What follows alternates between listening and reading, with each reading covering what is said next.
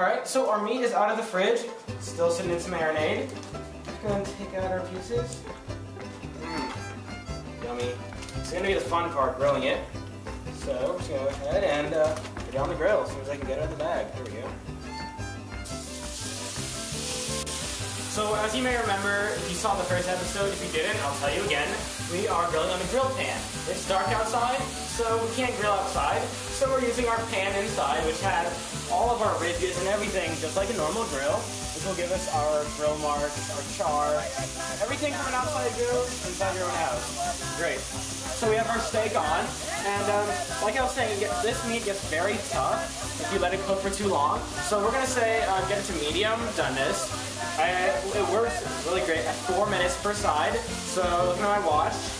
After 4 minutes, I'll flip it, and at that point, we'll go from there. Right? So 4 minutes is up, now it's time to flip. I'm going to get in here and see this.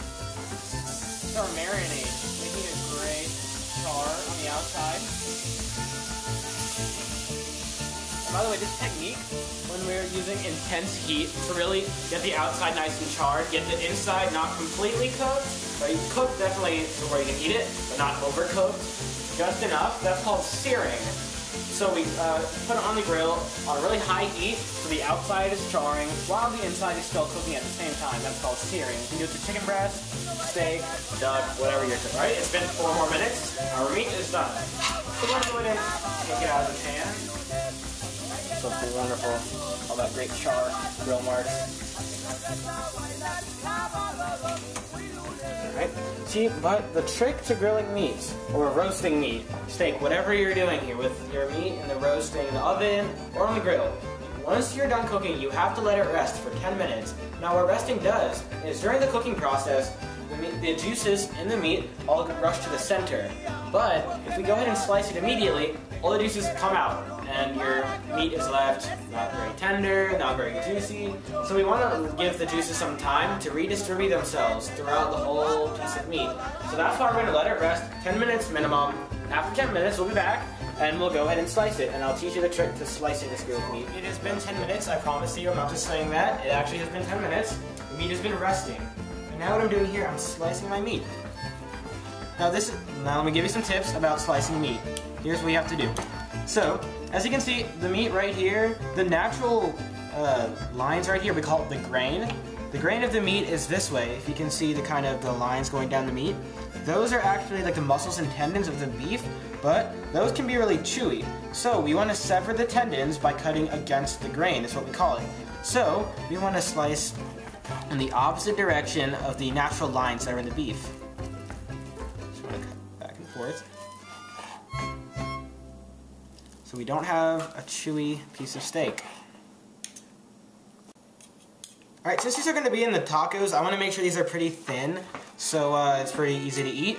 About a 1/4 inch, but really you can just eyeball it and see what looks good for your liking in terms of making sure it's small enough that you'll be able to chew it. Alright, let's get for that piece. You can see that beautiful color. It's cooked to medium, so it's still a little pink on the inside, but it's cooked just how it should be. And so we won't have to worry about tough meat because we marinated it, we cooked it 4 minutes per side, and we let it sit so all the juices can stay in the meat.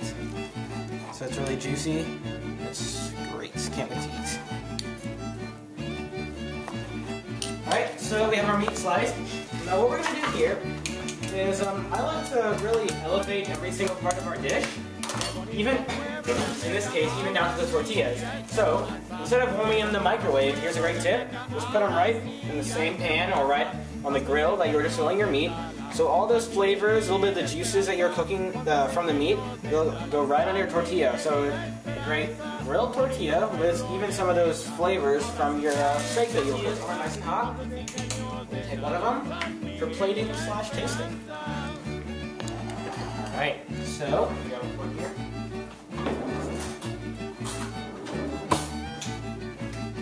So you see all the components. Went ahead and took them out of the fridge. Our salsa with our tomatoes and our cilantro and our onions and our balsamic vinegar, our olive oil with garlic powder. Wonderful. Smells like fiesta. And our sour cream. Wonderful. And just a side note, you can put an Indian spin on the cream. I did this before. I just had all the ingredients we had in there before, the Greek yogurt and the cilantro. Put a little bit of mint and a little bit of cumin, which we had in our marinade. Again, it's an Indian seasoning. And you blend that up. Oh, wonderful. You can even put it with some curry chicken on a pizza. Make an Indian style pizza, and you'll love it, in case you want to try that out. But back to our main attraction. I have our steak here. Go ahead and lay it on my tortilla.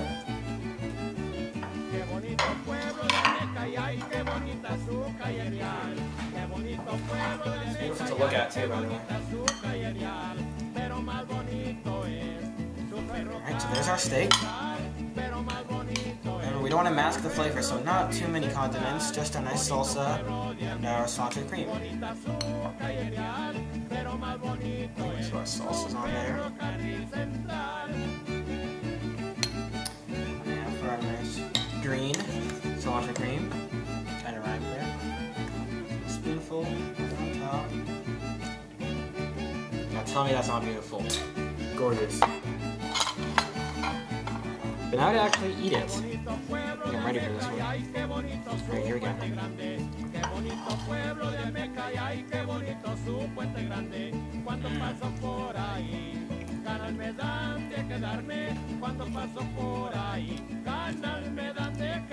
Meat is so juicy. Its texture, you bite into the soft tortilla, the juicy meat, crunch from the onions, smoothness from the cilantro cream, the flavors from our marinade of the meat. Then we have a nice fiesta salsa, a creamy cilantro cream. Such a great combination. Flavors, textures, and it's beautiful. Try it at home, easy. I'll post the recipe on my blog. Season with Swag, check it out. seasonwithswag.blogspot.com. You'll want to check it out.